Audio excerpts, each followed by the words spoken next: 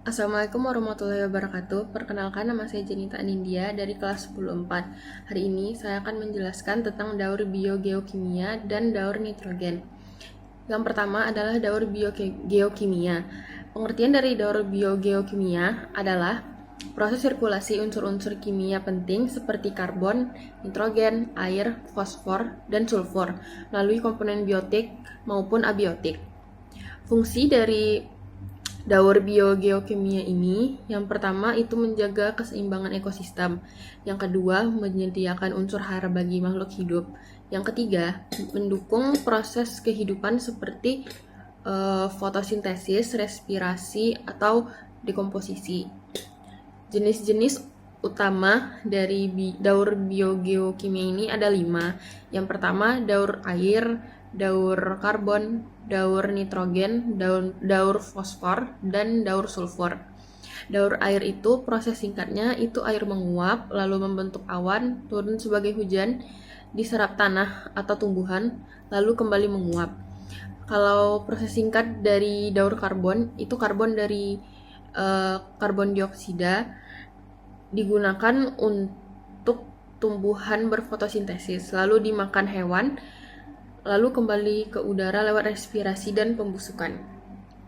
Yang ketiga, itu daur nitrogen yang akan saya jelaskan lebih lengkap nanti.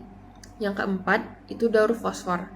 Itu proses singkatnya, fosfat dari batuan diserap tumbuhan, berpindah ke hewan, kembali ke tanah melalui limbah dan dekomposisi.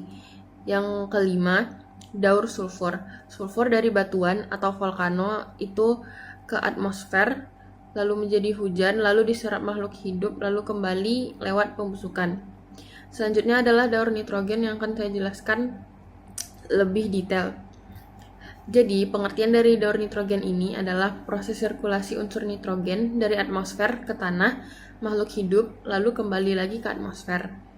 Daur nitrogen ini dibutuhkan karena untuk membuat protein dan DNA, tapi sebagian besar nitrogen di atmosfer tidak bisa langsung digunakan oleh makhluk hidup. Proses-proses atau tahapan dari daur nitrogen ini ada 5. Yang pertama itu fiksasi nitrogen. Pada fiksasi nitrogen ini, gas nitrogen di udara diubah menjadi amonia atau nitrat oleh bakteri fiksasi nitrogen. Contoh bakterinya itu seperti Rhizobium di akar kacang-kacangan. Lalu petir itu secara alami, proses industri itu pupuk.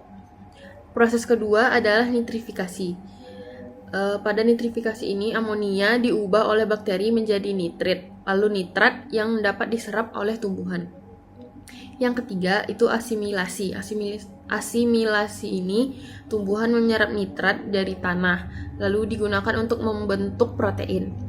Hewan mendapat nitrogen dengan memakan tumbuhannya.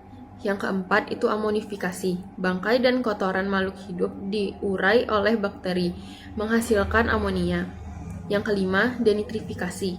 Nitrat diubah kembali menjadi gas nitrogen oleh bakteri denitrifikasi, lalu dikembalikan ke atmosfer. Sekian penjelasan singkat saya mengenai daur biogeokimia dan daur nitrogen. Mohon maaf apabila ada kesalahan. Wassalamualaikum warahmatullahi wabarakatuh.